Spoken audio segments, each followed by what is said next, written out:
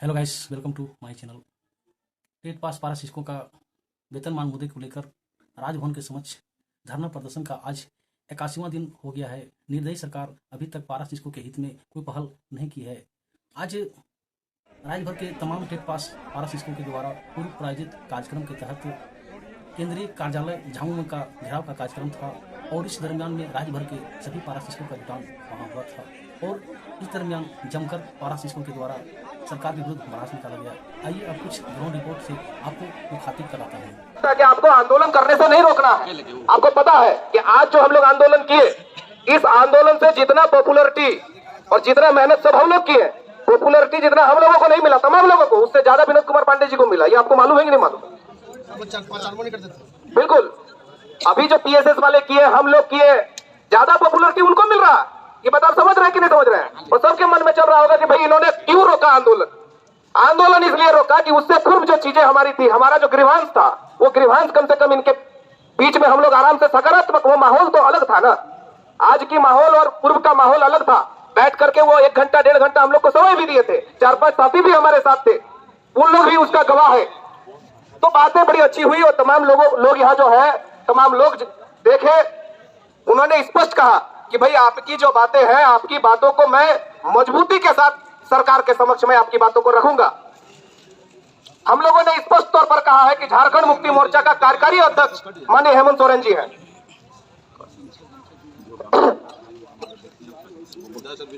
बिल्कुल, अभी आप देख ही रहे होंगे कि साउंड का और टेंट वगैरह का जो है, थोड़ा सा जो भी ऑटो का भाड़ा है और आपका दरी का, तो आपसे जो भी सहयोग होगा वो सहयोग कृपया गमछे में डाल देंगे।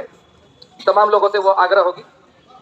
हमारे साथी स्पष्ट तौर पर कहें कि भाई झारखंड मुक्ति मोर्चा का केंद्रीय अध्यक्ष माननीय हेमंत सोरेन जी है। एक ही व्यक्ति है जो केंद्रीय अध्यक्ष भी है, कार्यकारी अध्यक्ष भी है और साथ ही साथ मुख्यमंत्री भी है। भले पार्टी का पहुंच मुख्यमंत्री तक नहीं है, सरकार तक नहीं है, लेकिन केंद्रीय अध्यक्ष तो आपका है ना, कार्यकारी अध्यक्ष तो इसी कार्यालय का है। स्पष्ट तौर पर हमारे साथी बोले निश्चित तौर पर। और ये काम अगर वो नहीं करते हैं, हमारी बातों को मजबूती के साथ नहीं रखते और हमारे मांग को अगर वो पूरा नहीं करते हैं, तो उससे उनको क्या क्षति होने वाला है, वो भी हमारे साथी बोलने में कहीं हिचके नहीं है।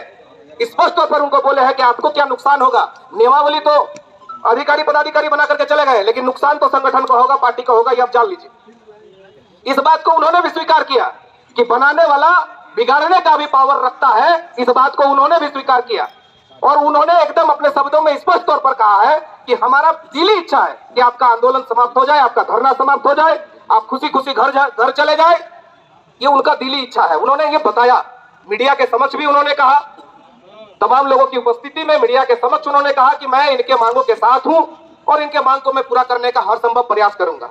जहां तक डेडलाइन की बात है, हमारे जो भी साथी थे बार बार डेडलाइन की, और क्योंकि हमको भी पता है कि जब हम यहाँ आएंगे तो आप भी डेडलाइन ही मांगिएगा, तो हम लोग बार बार डेडलाइन की बात कर रहे थे। लेकिन चूंकि त्योहार है, उन्होंने कहा कि हम जब तक कंसर्न पदाधिकारी से मिलेंगे नहीं और उनका आउटपुट नहीं जानेंगे, तब तक आपको हम कुछ बात नहीं दे सकते हैं। नेता हम है नहीं, हम पार्टी के संगठन के कार्यकर्ता हैं, संगठन के अगुवा हैं। आपसे हम झूठ नहीं बोलेंगे कि अभी बोल देंगे कि नहीं चलिए 1 सप्ताह का समय। हम लोगों ने कहा कि आपको जो एस्टीमेट टाइम है उससे 1 सप्ताह ज्यादा ले लीजिए, लेकिन फिर भी जितना हम लोगों से हो सकता था, बन सकता था, बार बार साथी ने रिपीट किया उस बात को। क्योंकि हम लोगों को भी पढ़ लीजिए, हम लोगों ने जो विधायक मंत्रियों के समक्ष गए थे, उसका एक ही चीज था, आशय हमारा इतना था कि एक भ्रम बना हुआ था पूरे राज्य में और पूरे नेता मंत्री और संगठन में एक भ्रम पार्टी के स्तर पर कि पारा शिक्षकों का 20 वर्षों का जो समस्या था, उस समस्या को निदान कर दिया गया है। अब इनके बीच कोई समस्या ही नहीं है। अब ये 11 महीना विद्यालय में रहते हैं, सड़कों पर नहीं रहते हैं। वो भ्रम को मिटाना था और उस भ्रम को हमने दस्तावेज के माध्यम से मिटाने का काम किया। साथ ही साथ ये भी हमारी मांगों के प्रति उनको समर्थन दिलाने का भी काम किया। हर एक व्यक्ति समर्थन किया है। आपने देखा होगा कि पिछले बार माननीय दीपिका सिंह पांडे अपने विधायक दल के जो नेता है आलमगीर आलम, उनके नेतृत्व में माननीय